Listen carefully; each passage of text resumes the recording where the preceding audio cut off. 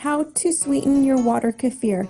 You're going to need 2 bowls, a strainer, a funnel, a spoon, a dry erase marker, and white sugar. And you'll also need fresh fruit if you did a second fermentation with using fresh fruit.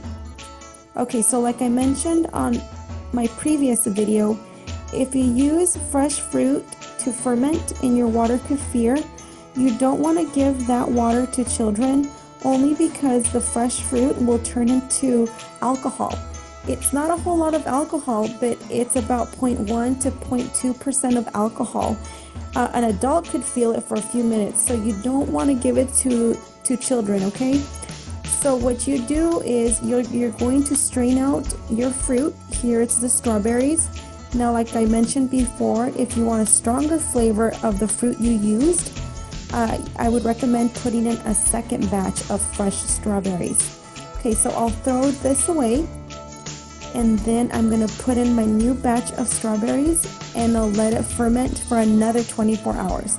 After those 24 hours, then you could strain it out, and then sweeten it if you like. So I'll just pour my water back into the pitcher, and as you can see, I label my pitcher, my glass pitcher, with a dry erase marker with the flavor that's in the jar, because it's kind of hard to tell sometimes. So then I put in my new strawberries, and I'll just seal it back up and let it sit for another 24 hours. Okay, so now I'm going to work on the water that I especially made for the children, using tea bags and dry hibiscus flower. So what I'll do is I'll just strain it out and then sweeten it.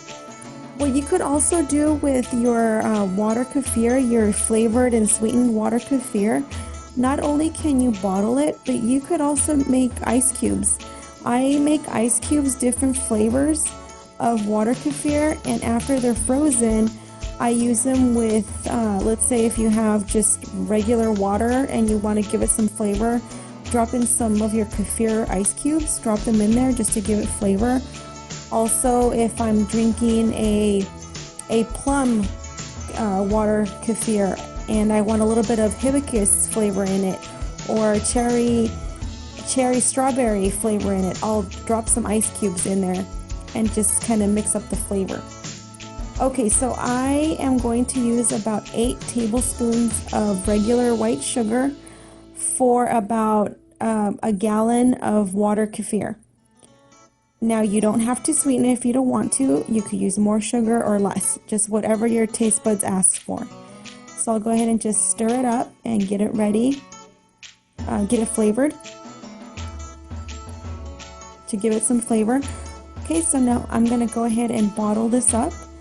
Now, I like to use these kind of bottles because they are they're good for, on the go, or to take for lunch, take it with you. If you have to run some errands, just grab a bottle out of the fridge and just drink it while you're in your vehicle. So I'll go ahead and pour it in.